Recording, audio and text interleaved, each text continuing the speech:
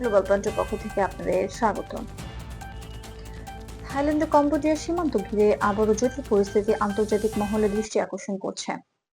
সাম্প্রতিক কিছু প্রতিবেদনে বলা হয়েছে, সীমান্ত সংলগ্ন এলাকায় দুই দেশের মধ্যে সামরিক পরিস্থিতি বেড়েছে এবং পরিস্থিতি নিয়ে পারস্পরিক অভিযোগ সামনে এসেছে। কিছু আন্তর্জাতিক গণমাধ্যমের তথ্য মতে, কম্বোডিয়ার সীমান্ত বরাবর থাইল্যান্ডের পক্ষ থেকে আকাশপথে তৎপরতার খবর সামনে এসেছে। তবে সংশ্লিষ্ট কর্তৃপক্ষের পক্ষ থেকে এসব বিষয়ে বিস্তারিত ব্যাখ্যায় এখনো যাচাই পর্যায়ে রয়েছে। একই সঙ্গে উভয় দেশই একে অপরের বিরুদ্ধে পূর্বে ঘোষিত যুদ্ধবিরতি সমঝোতার শর্ত মানা হচ্ছে না বলে অভিযোগ তুলছে।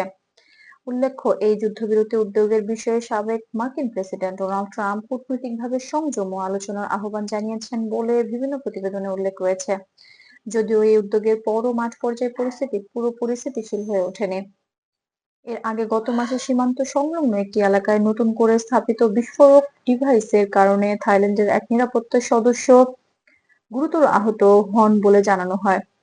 এই ঘটনার পর থেকেই সীমান্ত পরিস্থিতি আরো সংবেদনশীল হয়ে ওঠে এবং উভয় পক্ষই সতর্ক অবস্থা জোরদার করে।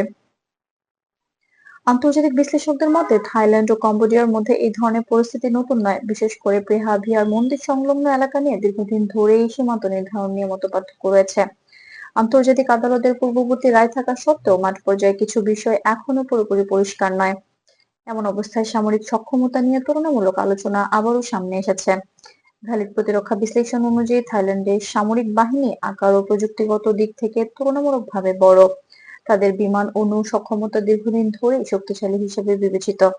অন্যদিকে কম্বোডিয়ার বাহিনী আকারে ছোট হলেও সীমান্তে নিরাপত্তা ও স্থলভিত্তিক উপস্থিতির উপর বিশেষ গুরুত্ব দিয়ে থাকে।